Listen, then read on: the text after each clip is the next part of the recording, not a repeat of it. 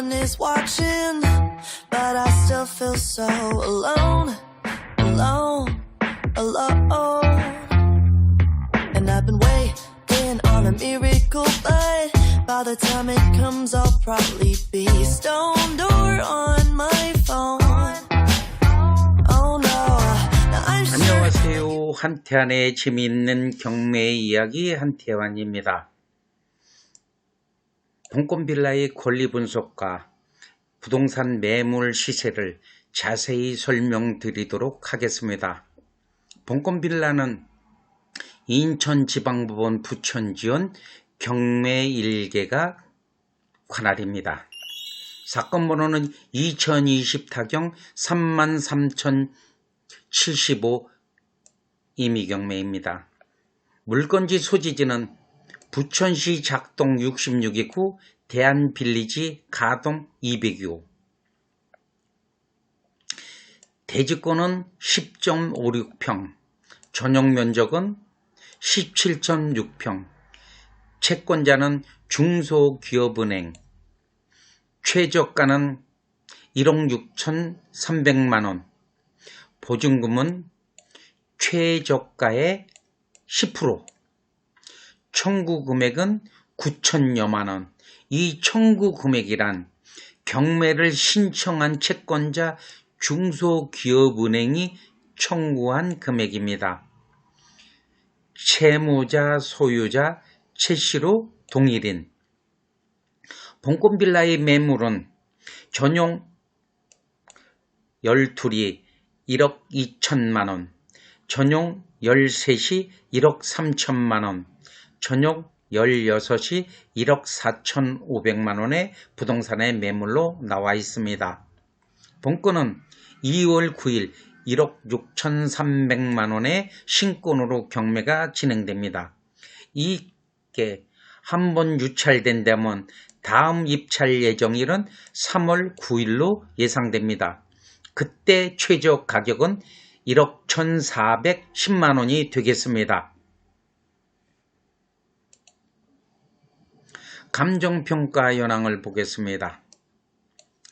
제시의 건물 없고 부착되어 있는 기타 기계 기구도 없습니다. 건물 현황. 전용 면적이 17.6평. 전용 면적이 17.6평이란 빌라의 전용 면적이 17.6평은 빌라 내부의 실제 면적이 17.6평입니다. 대지권 현황. 면적 10.56, 지분이 10.56. 임차인 현황. 전입 확정일이 같은 날 이루어져 있습니다. 배당은 20년 7월 2일, 배당 요구 종기일은 7월 7일. 정상적으로 배당 요구는 이루어져 있습니다. 임차인은 최씨, 임차 보증금은 3,150만원.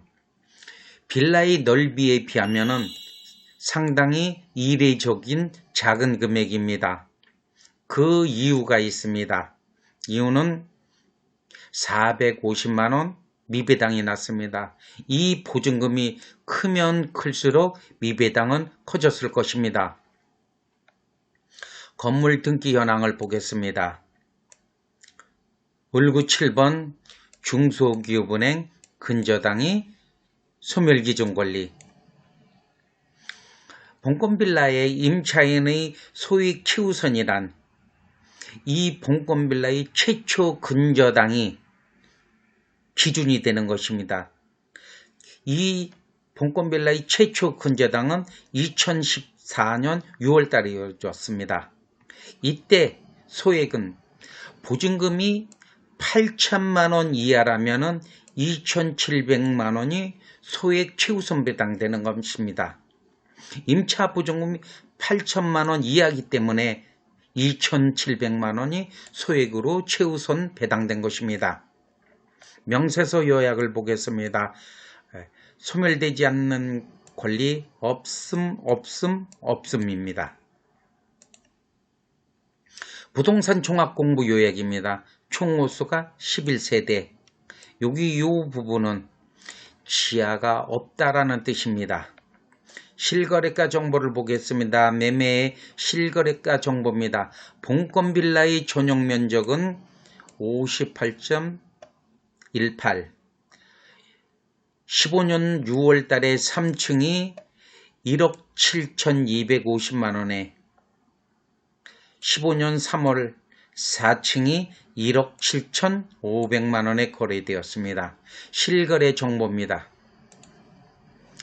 현황 조사서상 부동산 점유관계 집행관이 현장에 임하여 임차인 최 씨를 만나 점유관계를 확인한 바 임차인의 가족이 점유 사용하고 있다는 진술을 확보하였습니다.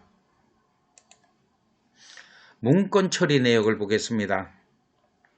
임차인 최 씨가 열람복사 신청을 하였습니다.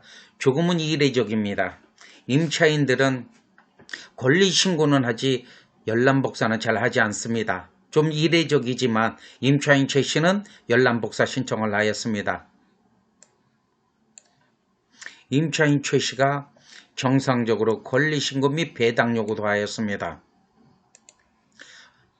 본건 사진을 보도록 하겠습니다. 다음 사진입니다. 가동입니다. 본건 출입구입니다. 다음 사진을 보도록 하겠습니다. 주변 환경이 매우 쾌적합니다. 자세한 화면을 보도록 하겠습니다. 본권 빌라 지근거리에 버스 정류장이 존재합니다. 베르네천이 존재합니다. 본권 빌라에서 접근이 참으로 용이하게 되어 있습니다. 참으로 쾌적한 주거 환경입니다. 지근거리에 서해선 지하철 원정역이 공사 중입니다. 올해 안에 완공됩니다. 상당히 좋은 조건입니다. 권리 분석을 하도록 하겠습니다. 권리 분석은 4단계로 나누어 하는 것이 참으로 좋습니다. 첫 번째, 임차인 분석을 하는 것입니다. 임차인이 있나 없나를 확인해야 합니다. 임차인의 대항력이 있나 없나를 확인하여야 합니다. 참으로 중요한 내용입니다. 확정일은 빠른데 대항력이 없다. 이때는 전입세대를 열람하여 세대학과 또는 가족 구성원의 최초 전입일을 확인하셔야 큰 어려움을 겪지 않을 것입니다. 좀 더 자세히 설명드리도록 하겠습니다. 가족 구성원 전원이 전입하였습니다. 전입도 하였고 확정도 받았습니다. 그런데 가족 구성원 중 아빠만 주소를 이전하였습니다. 그리고 아빠가 재전입하였습니다. 한 2년 정도 후에 재전입하였습니다. 이런 경우 등본을 발급받아 보면 아빠의 재전입일로 표기됩니다. 그러나 임대차 보호법은 가족 구성원의 최초 전입일을 인정합니다. 확정은 빠른데 대항력이 없다. 전입세대 열람하여 보지 않고 세대학과 확인하고 가족 구성원의 최초 전입일을 확인하지 않고 대항력 없다라는 경매 정보지 기타의 자료만 갖고 입찰한다면 상당히 어려움에 빠질 수가 있습니다. 상당히 중요한 내용입니다. 조심하셔야 될 내용입니다. 대항력은 있는데 배당 요구를 하지 않았다. 보증금 전액 인수입니다. 대항력은 있는데 배당 요구하였다. 배당으로 소멸됩니다. 대항력 있고 배당 요구도 하였으나 부족분이 발생할 경우 부족분 전액을 인수하여야 합니다.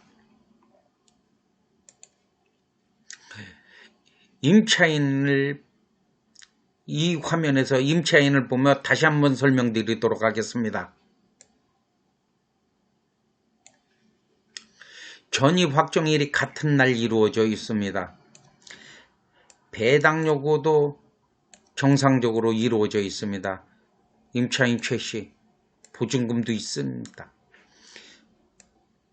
신고는 하였습니다. 대항력이 없습니다. 그래서 미배당 450만 원이 발생됩니다.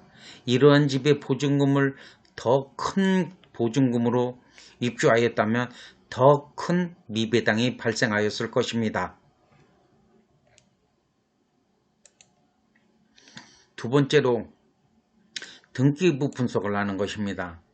소멸기준 권리란 권리의 인수와 소멸을 다루는 기준이 되는 것입니다. 소멸기준 권리, 위의 권리는 인수하여야 합니다. 소멸기준 아래의 권리는 소멸됩니다. 그러나 소멸기준 권리 아래에 있음에도 불구하고 인수되는 권리도 있습니다. 건물 등기 사항입니다. 소멸기준은 197번 중소기업은행 근저당이 기준입니다. 소멸기준 권리 위에 있는 권리는 인수라고 하였습니다. 보겠습니다. 소유권, 전 소유자, 현 소유자입니다. 인수할 권리 없습니다. 소멸기준 아래에 있는 권리는 소멸된다고 하였습니다. 근저당 소멸, 근저당 소멸, 가압류 소멸, 압류 소멸, 임의경매 소멸됩니다. 그러나 소멸되지 않는 권리도 있다고 하였습니다. 대표적인 게 가처분입니다. 가처분은 소멸되는 가처분도 있고 꼭 반드시 인수되는 권리도 있습니다. 제 유튜브 전회차를 보시면은 저는 낙찰받아서 가처분이 있는 경매물건을 성공하였으나 어떤 이는 실패하여 1억 8천을 물어주었습니다. 전 유튜브를 보신다면 자세히 내용을 파악하실 수 있을 것이라고 생각합니다. 다음은 매각 물건 명세서 분석을 하는 것입니다. 소멸되지 않는 등기부 권리 없음을 확인하고 설정된 것으로 보는 지상권 없음을 확인, 주의사항, 법원 문건 접수 요약 없음을 확인하셔야 합니다.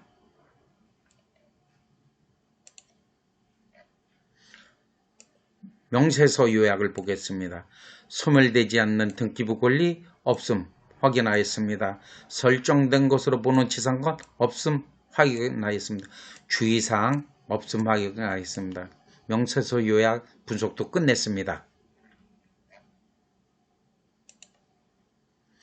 관련 사건을 분석해야 합니다.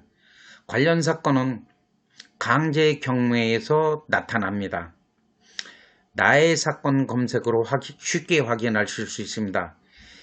제 전 유튜브를 보신다면 관련 사건 분석을 나의 사건 검색으로 하는 부분을 자세히 밝혔습니다. 참조하시면 좋을 것 같습니다. 본권빌라는 권리 분석을 하여 본 바 아무런 문제가 없습니다. 제 유튜브를 보시고 본건에 입찰하시는 분은 신권이 아닌 다음 입찰일에 1억 1,410만원에 입찰하여 낙찰받을 수 있다면 상당히 좋은 조건으로 낙찰받는 것입니다. 권리 분석 아무 문제 없습니다. 제 유튜브를 보시고 입찰하여 좋은 결과 있기를 간절히 기원합니다. 감사합니다. 유튜브 방송 마치겠습니다. Drop it.